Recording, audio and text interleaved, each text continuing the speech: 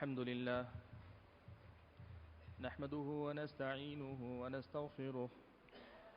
ونعوذ بالله من شرور أنفسنا ومن سيئات أعمالنا من يهد الله فلا مضل له ومن يضلل فلا هادي له وأشهد أن لا إله إلا الله وحده لا شريك له وأشهد أن محمدًا عبده ورسوله أرسله بالحق بشيرًا ونذيرًا أما بعد فأعوذ بالله من الشيطان الرجيم بسم الله الرحمن الرحيم يوم نقول لجهنم هل امتلأت وتقول هل من مزيد وأزلفت الجنة للمتقين غير بعيد هذا ما توعدون لكل أواب حفيظ من خشي الرحمن بالغيب وجاء بقلب منيب ادخلوها بسلام ذلك يوم الخلود لهم ما يشاءون فيها ولدينا مزيد وكم أهلكنا قبلهم من قرن هم أشد منهم بطشا فنقبوا في البلاد هل من محيص إن في ذلك لذكرى لمن كان له قلب أو ألقى السمع وهو شهيد ولقد خلقنا السماوات والأرض وما بينهما في 6 أيام وما مسنا من لغوب فاصبر على ما يقولون وسبح بحمد ربك قبل طلوع الشمس وقبل الغروب ومن الليل فسبحه وأدبار السجود واستمع يوم ينادي المناد من مكان قريب يوم يسمعون الصيحة بالحق ذلك يوم الخروج إنا نحن نحيي ونميت وإلينا المصير يوم تشقق الأرض عنهم سراعا ذلك حشر علينا يسير نحن أعلم بما يقولون وما أنت عليهم بجبار فذكر بالقرآن من يخاف وعيد وقال تبارك وتعالى أيضا فاصدع بما تؤمر وأعرض عن المشركين إنا كفيناك المستهزئين الذين يجعلون مع الله إلها آخر فسوف يعلمون بزرگان محترم، ملت اسلامیہ کے نوجوانوں، بزرگوں اور عزیز بھائیوں، اللہ تبارک و تعالیٰ کی ذات ہر قسم کی تعریف اور حمد و ثنا، اور میری اور آپ سبھی حضرات کی ہر قسم کی تعریف و توصیف، ہر طرح کی بڑائی و بزرگی کی اکیلی اور تنہا مستحق ذات ہے، جس نے ہم اور آپ کو اس دنیا میں پیدا کیا، دین اسلام سے مالا مال فرمایا، پیارے نبی محمد صلی اللہ علیہ وسلم جیسی بے مثال شخصیت اور انبیاء کے امام کا ہم اور آپ کو امتی بنایا، اور ہم اور آپ کو اس دنیا کے اندر اسلام جیسی عظیم دولت سے مالا مال فرمایا ہے۔ درود و سلام ہو نبی آخر الزماں محمد مصطفیٰ صلی اللہ علیہ وسلم کی ذات گرامی پر، کہ جن کے جیسا اللہ تبارک و تعالیٰ نے انسانوں میں کسی اور کو نہیں بنایا، جو دوستوں کے نزدیک بھی محبوب تھے، انصاف پسند دشمن بھی آپ کی تعریف کرنے پر مجبور تھے، جن کو اللہ تعالیٰ نے نام بھی دیا تو محمد کا نام دیا، جس کا معنی ہی یہ ہے کہ ایک ایسا انسان کہ جو صرف تعریف کے قابل ہے۔ حاضرین گرامی، آپ حضرات اس واقعے سے واقف ہیں کہ ابھی 3 دن قبل، بلکہ 2 دن گزرے ہیں، ہمارے ہی اپنے شہر بنگلور کے اندر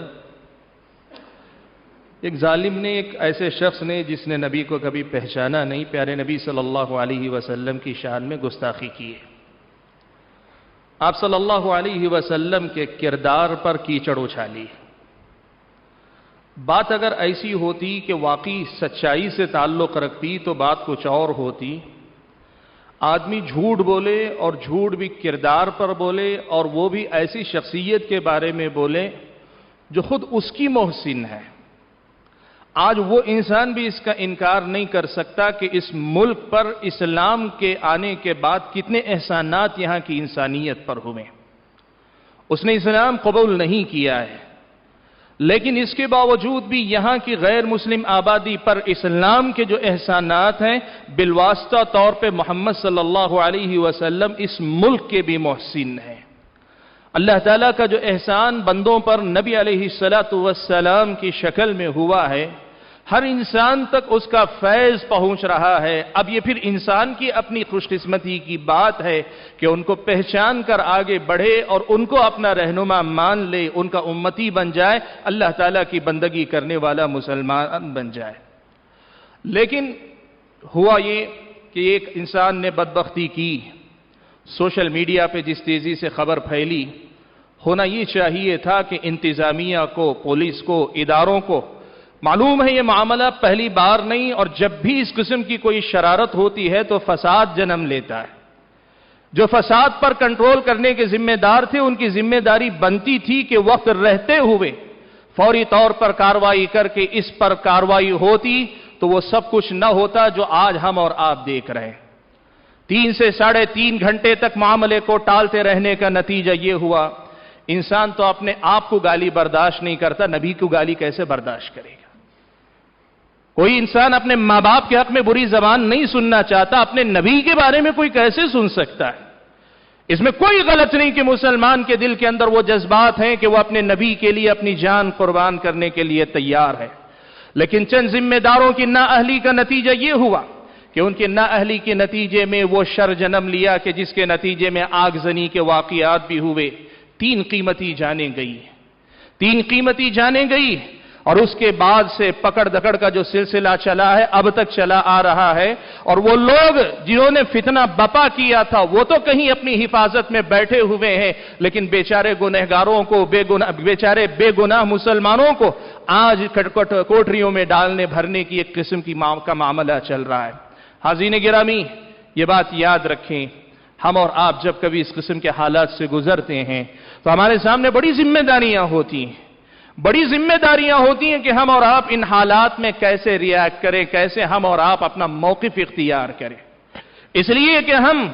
اس ملک کے پرامن شہری بھی ہیں، لیکن ہم اس سے پہلے مسلمان ہیں، اور مسلمان ہونے کی حیثیت سے یہ سچائی ہے کہ دین اسلام ہمیں ہماری جانوں سے زیادہ عزیز ہے، ہمارے اپنے والدین سے زیادہ عزیز ہے۔ نبی علیہ السلام کی محبت ہمارا دین و ایمان ہے، اور نبی کی تعلیم کے مطابق ہم اپنی جان، اپنے مال، اپنی اولاد سے بڑھ کر پیارے نبی صلی اللہ علیہ وسلم سے محبت کرتے ہیں۔ اور اگر ایسا کوئی معاملہ ہوتا ہے تو اس سے تکلیف محسوس کرنا یہ ہمارا فطری حق ہے، اس حق پہ کوئی قانون پابندی نہیں لگا سکتا، اور اسے کوئی جرم سمجھے تو سمجھے ہم مجرم ہیں، لیکن ہم اس سے دستبردار نہیں ہو سکتے۔ لیکن وہیں یہ بات بھی ہم اور آپ کو یاد رکھنی چاہیے کہ اسلامی شریعت ہم اور آپ کے سامنے ایک ایسی شریعت ہے جو کسی بھی قانون سے بہتر ہمارا آپ کے سامنے معاملات کا سامنا کرنے اور اس سے نمٹنے کا اسلوب اور طریقہ سکھاتی ہے۔ ہم ظالم کے کا ہاتھ پکڑتے ہیں، لیکن ظلم کے مقابلے میں ظلم کرنے والے کبھی نہیں ہوا کرتے۔ ہم ظالم کے خلاف اس کی کارروائی کے سلسلے میں اپنی محنت ضرور کرتے ہیں، لیکن ایک کے جرم کی سزا 10 لوگوں کو دینا اسلام نے ہم اور آپ کو یہ نہیں سکھایا ہے۔ بھائیو، یہ بڑا نازک مسئلہ ہوتا ہے، ایک طرف عقیدت ہوتی ہے، دوسری طرف شریعت اسلامیہ کی تعلیمات ہوتی ہیں۔ آدمی عقیدت کی راہ میں بہہ جائے، اللہ تعالیٰ کی شریعت کی مخالفت پہ آ جاتا ہے، اور کبھی ایسا بھی ہوتا ہے کہ تیسری طرف کچھ لوگ مصلحت پسند ہوتے ہیں، ان کی مصلحتوں کے ساتھ اگر جاتے ہیں تو یا تو شریعت پامال ہوتی ہے یا نبی کی عقیدت پہ آنچ آتی ہے۔ یہ عقیدت کا، یہ شریعت کا، یہ مصلحت کا جو معاملہ ہے، اس میں جب تک توازن نہیں ہوگا اور عقیدت اور مصلحت ان دونوں کو شریعت اسلامیہ کی تعلیمات کے تابع نہیں رکھیں گے، یقین مانیے ہم اور آپ ایسے معاملات کا صحیح ڈھنگ سے سامنا نہیں کر پائیں گے۔ اس لیے بھائیوں، وقت اجازت نہیں دیتا کہ میں تفصیل میں جاؤں، مختصر الفاظ میں آپ کے سامنے کچھ بنیادی تعلیمات کی صرف یاد دہانی کروا دیتا ہوں۔ اللہ نے چاہا تو کبھی تفصیل کے ساتھ اس پہ بات ہوگی، آج کے اس خطبہ جمعہ میں صرف چند باتیں آپ کو یاد دلانا چاہتا ہوں۔ سب سے پہلی بات یاد رکھیں، اللہ تبارک و تعالیٰ نے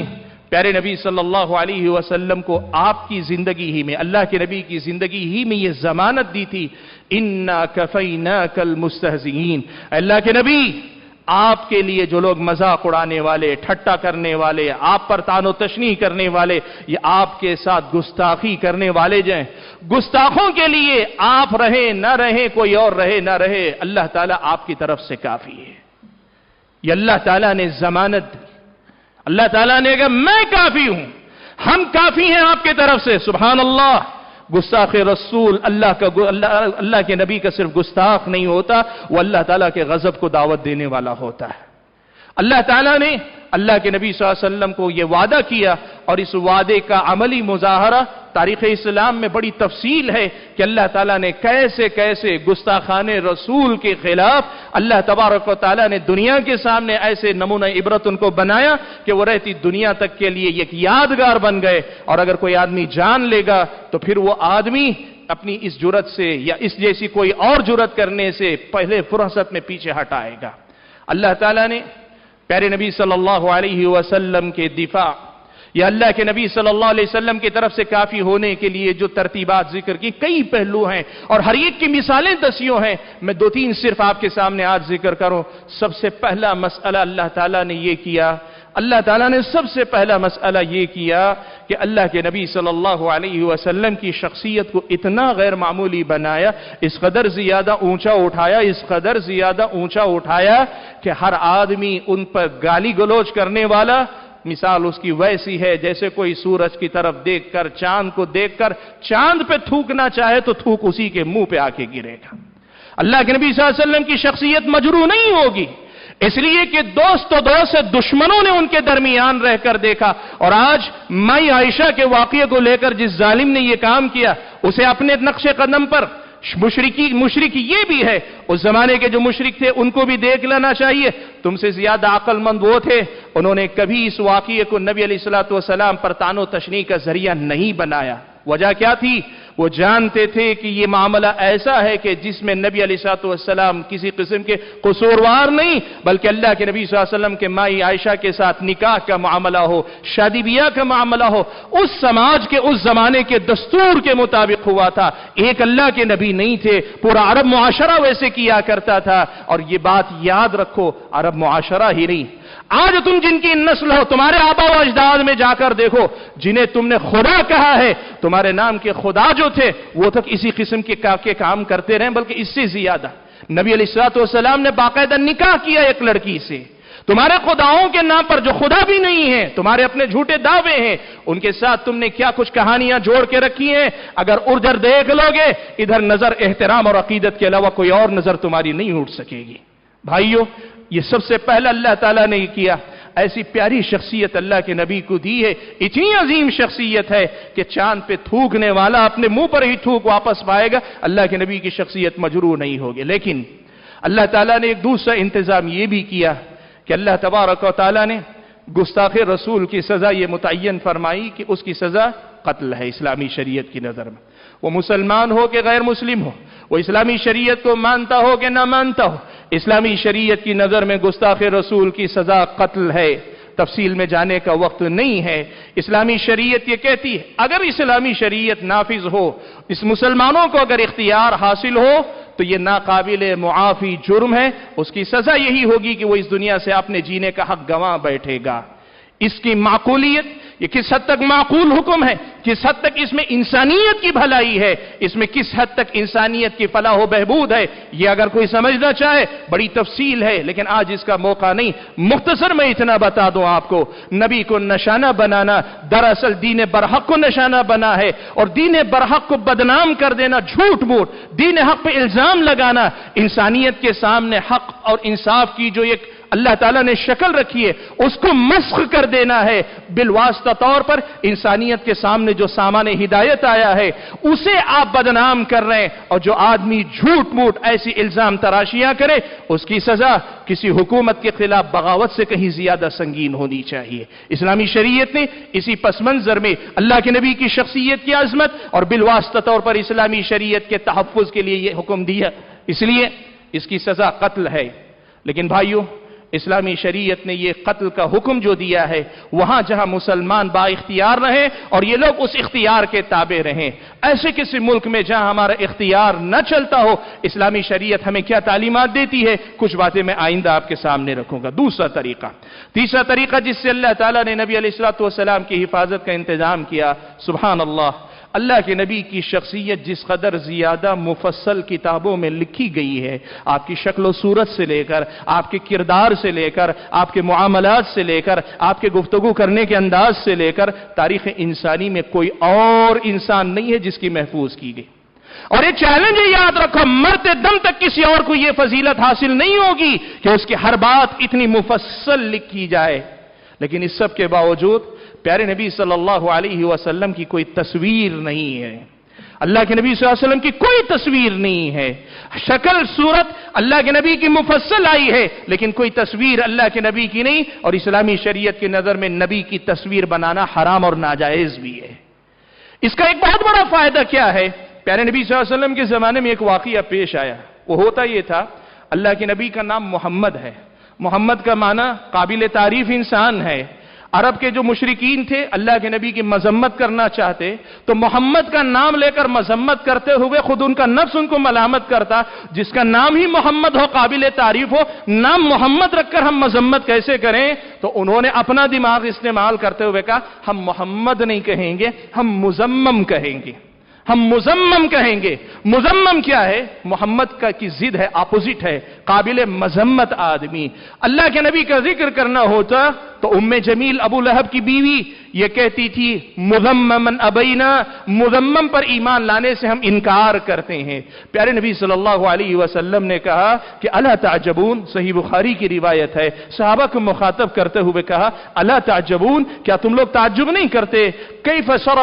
یصرف اللہ عنی شتم قریش ولعنہم، دیکھو اللہ تعالیٰ نے کیسے میری مدد کی ہے، یہ گالی مجھے دینا چاہتے ہیں لیکن اللہ تعالیٰ نے ان کی مذمت، ان کی برائی کو میری طرف سے کیسے پھیر دیا۔ میرا نام محمد ہے لیکن یہ گالی دیتے ہیں تو مذمم کو گالی دیتے ہیں، میں تو مذمم نہیں ہوں، نہ نام کا مذمم ہوں نہ میرے کردار کا مذمم ہوں، میں تو محمد ہوں، نام بھی محمد ہے، کردار بھی محمد ہے، سارا کا سارا قابل تعریف ہے۔ وہ برائی کرتے ہیں تو مذمم کی کرتے ہیں، اس طرح وہ چاہ کر بھی مجھے نقصان نہیں پہنچا پا رہے ہیں۔ سبحان اللہ، آج ایک سچائی ہے، یہ کارٹون بنانے والے کارٹون بنا کر کارٹون کی توہین کرتے ہیں تو وہ محمد کی توہین نہیں کر رہے، کارٹون کی توہین کر رہے ہیں۔ اللہ تعالیٰ نے بالواسطہ طور پر چاہ کر بھی ان کو محمد صلی اللہ علیہ وسلم تک پہنچنے سے روک لیا ہے، یہ بھی اللہ تعالیٰ کی طرف سے ایک انتظام۔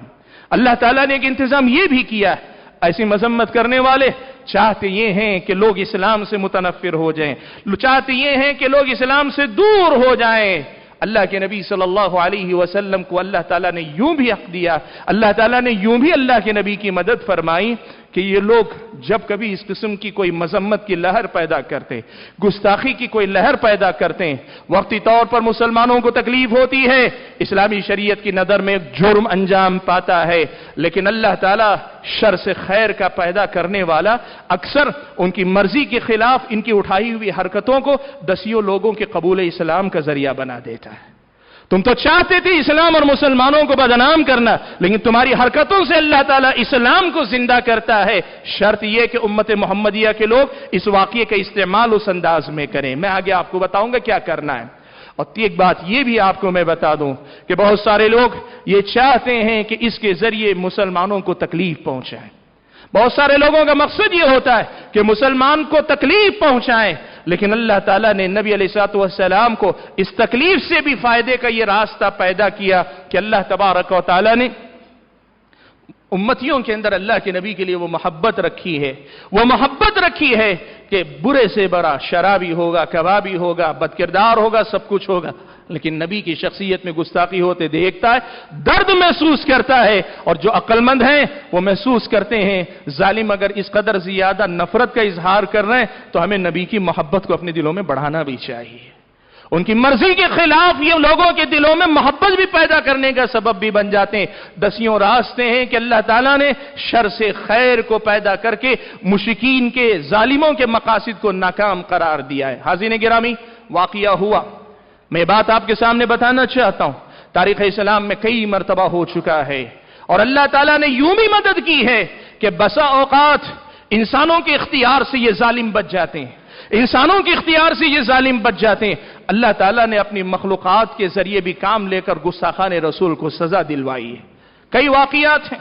واقعات ہیں اللہ کے نبی کی زندگی میں، جب اللہ کے نبی صلی اللہ علیہ وسلم نے، ایک ظالم نے اللہ کے نبی کی شان میں گستاخی کی، اللہ کے نبی صلی اللہ علیہ وسلم نے کہا اللہ تعالیٰ تیرے جانوروں میں سے کوئی جانور اس پر مسلط کر دے۔ اللہ تعالیٰ اللہ کے نبی کی دعا کے نتیجے میں ایک سفر میں ایک شیر آتا ہے، اس انسان کو زندہ پھاڑ کے چلا جاتا ہے۔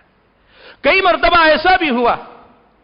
ابن حجر رحمت اللہ علیہ نے الدرر الکامنہ کے اندر ایک واقعہ نقل کیا ہے کہ تاتاری جو تھے، وہ تاتاریوں کا سردار ہلاکو خان تھا، اس کی ایک بیوی نصرانی تھی، عیسائی تھی، تو اس بیوی کو خوش کرنے کے لیے اس نے عیسائی مبلغین کو اپنے دربار میں جگہ دی ہوئی تھی۔ ایک دن ایک عیسائی مبلغ نے بھری مجلس میں اللہ کے نبی صلی اللہ علیہ وسلم کی شان میں گستاخی کرنا شروع کی، اللہ کے نبی صلی اللہ علیہ وسلم کی شان میں گستاخی کرنا شروع کی۔ شکار کا ایک کتا وہی مجلس میں بندھا ہوا موجود تھا، اس شکاری کتے نے غرانا شروع کر دیا۔ لوگوں نے تنبیہ کی، دیکھ رک جا، باز آ جا، تیری اس حرکت پہ یہ جانور غیرت میں آ رہا ہے، یہ جانور غیرت میں آ رہا ہے۔ اس نے کہا کہ نہیں، اس کو مضبوطی سے باندھ کر رکھو، اس کا مسئلہ میری وجہ سے وہ غصے میں نہیں آ رہا ہے، اصل میں وہ غیرت مند جانور ہے، میری انگلیوں کے اشارے سے اسے لگ رہا ہے کہ میں اس کو ڈرا رہا ہوں، دھمکا رہا ہوں، اس لیے وہ غرا رہا ہے۔ اس نے منہ پھیر لیا، اللہ کے نبی کی مذمت کرنے میں پھر شروع ہوا، تو نتیجہ یہ نکلا کہ وہ کتا اپنا پٹا توڑ کر آیا، اس کا نرخرا پکڑ کر اس کو جھنجھوڑتا رہا، وہی مجلس میں اسے ختم کر دیا۔ اللہ تعالیٰ اپنے نبی کے لیے کیسے بھی انتقام لے گا، اور یہ بھی ہوگا کہ ایسے برے راستے سے اپنے لیے کوئی کیریئر بنانے کی کوئی امید رکھتا ہے، اللہ تعالیٰ ایسے لوگوں کو زیادہ دن تک مہلت نہیں دیتا ہے۔ بھائیو، میں یہ پیغام آپ کے سامنے دیتا ہوں، ایسے واقعات ماضی میں ہوئے، اب پھر ہوا، ہماری خواہش اور دعا ہے کہ اللہ آئندہ کبھی ایسا نہ ہونے پائے، لیکن اگر کبھی آئندہ بھی ہوتا ہے تو یاد رکھنا میرے بھائیوں، دو تین بنیادی باتیں ہم کو یاد رکھنی چاہیے۔ سب سے پہلی بات یاد رکھو، اختیار اگر ہمارا چلے، اسلامی شریعت کا قانون نافذ ہوگا اس آدمی پر، لیکن اگر اختیار نہیں چلتا ہے، جیسے مرتد کی سزا قتل ہے لیکن ہم یہاں نافذ نہیں کر سکتے، شادی شدہ آدمی زنا کرے اس کی سزا اسلام میں قتل ہے، رجم ہے، لیکن ہم نہیں کر سکتے۔ ایسے ہی اگر اختیار نہ ہو تو یہاں بھی قانون اپنے ہاتھ میں ہم اور آپ نہیں لیں، اس لیے کہ اس سے بڑا نقصان ہونے کا ڈر ہے، جیسے ہمیشہ ابھی پچھلے دنوں بھی ہوا کچھ نہیں، جس نے کیا نقصان سارا کا سارا مسلمانوں کو اب اس وقت بھگتنا پڑ رہا ہے۔ ایک بات، سزا کے معاملے میں اختیار ہے تو ہوگا، اگر اختیار نہیں ہے یا اور بڑا شر جنم لے رہا ہے تو ایسی صورت میں اسلامی شریعت کی تعلیمات کی پابندی مجھ کو اور آپ کو کرنی چاہیے، پہلی بات۔ دوسری بات جو کہنا چاہوں گا وہ یہ، ہمارے نوجوان بڑے بھولے، ہمارے مسلمان بڑے بھولے ہیں، ایسے سوشل میڈیا پر کوئی بھی اسلام پر اعتراض کی، کعبۃ اللہ کی بے حرمتی کی، قرآن کی بے حرمتی کی، پیارے نبی صلی اللہ علیہ وسلم کی گستاخی، کوئی امیج بنتی ہے، کوئی میسیج آتا ہے، ہمارے اپنے مسلمان خوب گروپوں میں اسے پھیلاتے ہیں، وہ اس جذبے سے پھیلاتے ہیں کہ ہم اسلام کا دفاع کرنا چاہ رہے ہیں، لیکن غیر شعوری طور پر شیطان کے ہاتھ میں کھیلتے ہیں کہ وہ جو مذمت اس نے کی، اس غیر مسلم سے زیادہ مسلمانوں نے اسے پھیلایا ہے۔ بھائیو، ایسی کوئی چیز آپ تک آتی ہے تو آپ کا طریقہ یہ ہے کہ دبا دینا چاہیے۔ میں ایک مثال کے ذریعے دیتا ہوں، اللہ نہ کرے آپ کے گھر میں سے کسی خاتون کے ساتھ کچھ برا ہو جائے، کیا گلی میں کھڑے ہو کر مظلومیت بیان کرنے کے نام پہ آپ ساری بستی کو سنائیں گے میری گھر کی عورتوں کے ساتھ ایسے اور ایسے اور ایسے ہوا؟ آپ اتنے عقل مند ہیں، سمجھتے ہیں جو ہوا برا ہوا، لیکن مظلومیت بیان کرنے کے لیے بھی اس کا تذکرہ کرنا دراصل اپنی جو ہے गीरत को बाजार में उछालना है, ऐसे ही समझो। कभी ऐसा नहीं होना चाहिए, चाहे वो इस्लाम के ताल्लुक से काबतुल्लाह की बेहुरमती, कुरान की बेहुरमती, किसी और की बेहुरमती का मामला हो, हम और आपको ये होना चाहिए कि हम ऐसी कोई चीज ना फैलाएं। हाँ, होना ये चाहिए कि आप अगर मुताल्लिका लोगों तक खबर पहुंचाना चाहते हैं ताकि खिलाफ कार्रवाई हो तो सिर्फ मामला पहुंचाएं। आप ये कह सकते थे सिर्फ कि नबी अलैहिस्सलाम की शान में गुस्ताखी की गई है, इतना कहना काफी था। क्या ये जरूरी था कि वो इमेज जो बनी है उसे व्हाट्सएप के ग्रुपों में फैलाए? और बताइए भाइयों, आप बताओ किन आंखों से हम वो सब देख पाते हैं? क्या किसी के घर में कोई ऐसा हादिसा हो जाए हम खुली आंखों से देख पाएंगे? फिर कैसे हम, एक तबीयत है लोगों के अंदर, नहीं मैं देखना चाहता हूं उसने क्या बनाया है, मैं सुनना चाहता हूं उसने क्या बोला है, मैं मालूम करना चाहता हूं क्या हुआ है। नहीं, मत जाइए, जरूरत नहीं। हमारे लिए इतनी बात काफी है कि कोई जिम्मेदार इंसान, कोई जिम्मेदार मुसलमान ये बता दे कि अल्लाह के नबी की शान में गुस्ताखी हुई है। अगर अमलन हुई है तो फिर उससे सिलसिले में जो कार्रवाई होनी चाहिए उसकी फिक्र करनी चाहिए। और एक बात ये भी कि ऐसे मौके पर आमतौर पर होता यह है कि हमारे मुसलमानों की तरफ से एहतिजाज होता है, फौरन एहतिजाज फौरन होता है। भाइयों, एक बात बार बार इससे पहले भी मैंने कहा, आज फिर एक बात आपके सामने बताना चाहता हूं। जमहूरी मुल्कों में आमतौर पर अपने गुस्से के इजहार के लोग एहतिजाज को अपना रास्ता समझते हैं, लेकिन भाइयों इस मामले के अंदर हम और आपको जरा समझदारी का मुजाहरा करना चाहिए। हमारा मामला यह कि हमसे बहुत सारे लोग एहतिजाज करते हैं और एहतिजाज करने के बाद दूसरे दिन से अपने घरों के अंदर बैठ जाते हैं, समझते हैं हमने जो है हक अदा कर दिया। नहीं, एहतिजाज का नतीजा क्या निकलता है? अब आप देखें हुआ क्या, उस जालिम ने क्या मामला होना यह चाहिए था कि हंगामा किए बगैर उसका पीछा करते, उसके खिलाफ कंप्लेंट होती और केस आखिरी मरहले तक लड़ा जाता। जब तक उसे मुजरिम साबित करके सजा नहीं दिलवा दी जाती तब तक उसका पीछा किया जाना चाहिए था। इस मामले में कार्रवाई ना के बराबर होती। इसीलिए देखें, बड़े बड़े गुस्ताख 2-4 महीनों के बाद, बल्कि बसा औकात 2-3 दिनों के बाद बेल लेकर बाहर निकल आते हैं, फिर वो बड़ी आजादी के साथ घूमते हैं। कार्रवाई वो होनी चाहिए जो मुफीद साबित हो। सिर्फ एहतिजाज करके खामोश होकर बैठ गए तो हासिल क्या हुआ? और दूसरे नंबर पर एहतिजाज का फायदा क्या होगा? उनके मकासद में उन्हें कामयाबी मिलेगी। वो मुसलमानों के दिल को दुखाना चाहते हैं, आपकी तकलीफ से उन्हें खुशी मिलती है। आप एहतिजाज में निकलते हैं, आप अपनी तकलीफ का इजहार समझते हैं, वो अपनी जगह पे खुश होते हैं कि हमारा तो काम बन गया, कितने लोगों को हमने तकलीफ पहुंचा दी। और ये तीसरा मसला, ये बड़ा अहम मसला है भाइयों, ये हमारे ऐसे सिर्फ एहतिजाजात का नतीजा ये है कि छोटे से छोटे गुमनाम किस्म के लोग नबी की शान में, इस्लाम के हक में, कुरान के हक में, काबतुल्लाह के हक में कोई गुस्ताखाना मामला कर देते हैं। उनको मालूम है ज्यादा से ज्यादा चंद दिनों के लिए जेल में रहना पड़ेगा, फिर केस खत्म हो जाएगा, लेकिन हमारा पॉलिटिकल कैरियर बन जाएगा, हमारा अपना पॉलिटिकल कैरियर बन जाएगा। इसी नाम पे ये गुस्ताखियां ज्यादा हो रही, अपनी शनाख्त और अपनी पहचान बनाने के लिए लोग ये सब कुछ करते जा रहे हैं। तो हमें इस पर असर नौ सोचने की जरूरत है। क्या हमारा हर बार इस तरह एहतिजाज करके ऐसे गुमनाम किस्म के लोगों का नाम बुलंद कर देना, मशहूर कर देना, क्या यह ऐन इस्लामी तालीमात के मुताबिक है? क्या हमें यह करना चाहिए कि नहीं? इस पर हम और आपको असर नौ गौर करके एक सही तरतीब बनाने की जरूरत है। हमारी समझ में जो बात आती है वो ये कि ऐसे मामलात को ज्यादा उछाला ना जाए, ऐसे मामलात को फैलाया ना जाए, लेकिन वहीं ऐसे जालिमों को छोड़ा ना जाए, ऐसे जालिमों को छोड़ा ना जाए, उनके खिलाफ कानून के मुताबिक कार्रवाई की जाए और मामले को ऐसे अंजाम तक पहुंचाया जाए कि अगला इंसान इस किस्म की कोई कार्रवाई करने से झिझक जाए और उससे पीछे हट जाए। यह मामला हमारी और आपकी जिंदगी के अंदर होना चाहिए। हाज़रीन गिरामी, मैं बात को ज्यादा तूल देना नहीं चाहता, आखिरी पैगाम यह देना चाहता हूं। देखो, नफरत करने वाले नबी की शान में इतनी गुस्ताखियां करते हैं, हम मोहब्बत करने वाले नबी के तारुफ के लिए क्या कर रहे हैं?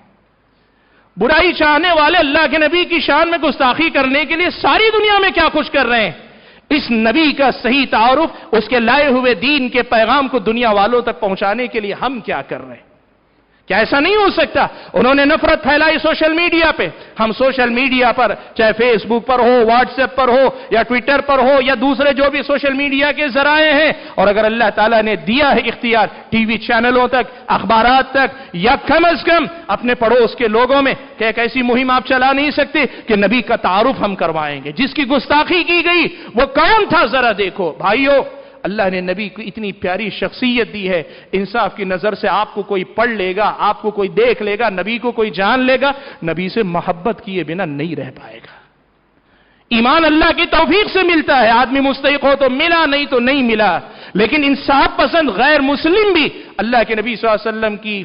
شخصیت سے متاثر ہوئے بغیر نہیں رہ سکتا۔ برائی کرنے والے اتنا زیادہ برائی پھیلانے میں لگے ہوں، خیر پھیلانے والے ہم اور آپ اسلام کی تبلیغ، اسلام کے تعارف، نبی کی شخصیت کا تعارف کروانے پہ محنت نہ کریں تو پھر اس سے زیادہ ناکامی کیا ہو سکتی؟ حاضرین گرامی، میں بات کو اور لمبا نہیں کرنا چاہتا، بات لمبی ہو ہی گئی، لیکن جیسا کہ میں نے کہا بات بہت تفصیلی ہے، مختصر کوشش کی کہ آپ کے سامنے یہ راستہ بتاؤں کہ یہ جو ہو رہا ہے اس سلسلے میں ہمیں صحیح طریقہ کیا اپنانا چاہیے۔ اللہ سے دعا کیجئے کہ اللہ تعالیٰ مجھ کو اور آپ کو، ہم اور آپ کو جو باتیں کہی گئیں، سنی گئیں، کہنے اور سننے سے زیادہ عمل کرنے کی توفیق عطا فرمائے۔ اور ایک بات یہ بھی کہ جو بھی ہمارے ذمہ دار لوگ ہیں، جمعیتوں کے ذمہ دار ہوں، قوم و ملت کے ذمہ دار ہوں، علماء ہوں یا کوئی بھی، ان سب کو آپس میں مل کر ایسا معاملہ ہونا چاہیے کہ صورتحال یہ ہے، ظالم ایک انسان تھا، مظلوم آج سینکڑوں ہیں، 100 سے زیادہ لوگ آج جیل کی کالی کوٹریوں میں ٹھوس دیے گئے۔ ان کے ساتھ